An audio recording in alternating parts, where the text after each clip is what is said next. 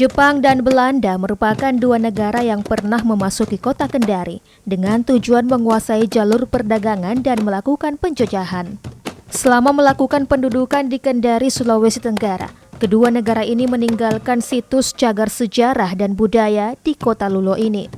Situs peninggalan yang hingga saat ini masih bisa kita saksikan, diantaranya Rumah Kontroleur Belanda, berada di lereng bukit di kawasan Kota Lama Kendari, yang secara administratif masuk dalam wilayah Kelurahan Kandai, Kecamatan Kendari, Kota Kendari.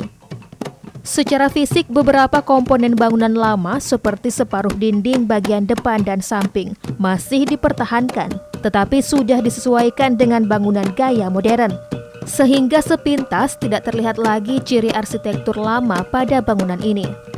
Secara historis, kontroleur Belanda yang dahulu menghuni rumah ini bertugas sebagai kepala pemerintahan Onderafdeling Kendari di bawah Afdeling Buton.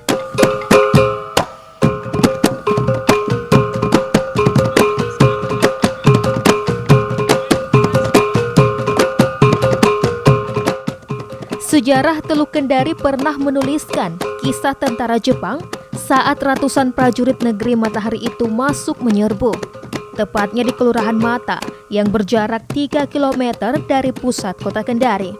Hari ini tersimpan rapih jejak peninggalan tentara Jepang berupa sepucuk senapan besar berwarna hitam di dalam sebuah bunker. Senjata baja berjenis mortir semi-otomatis tercanggih pada zamannya itu merupakan bagian dari baterai artileri. Terdiri dari senjata api, mortar, roket, atau misil. Panjang senapan peninggalan Jepang ini 3,5 meter dengan lebar moncong 8 cm yang mengarah tepat ke sebuah titik di Teluk Kendari. Dahulu, Kendari hanya sebuah kota pelabuhan kecil. Namun mimpi Jepang menguasai Asia boleh jadi dimulai di sini.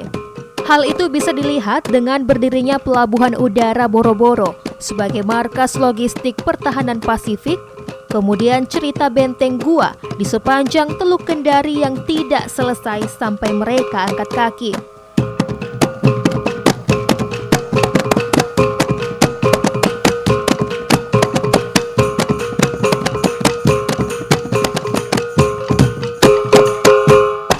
Petualangan tentara Dai Nippon dimulai awal tahun 1942. Kala itu mereka masuk di kota Kendari usai serangan besar-besaran di pangkalan sekutu.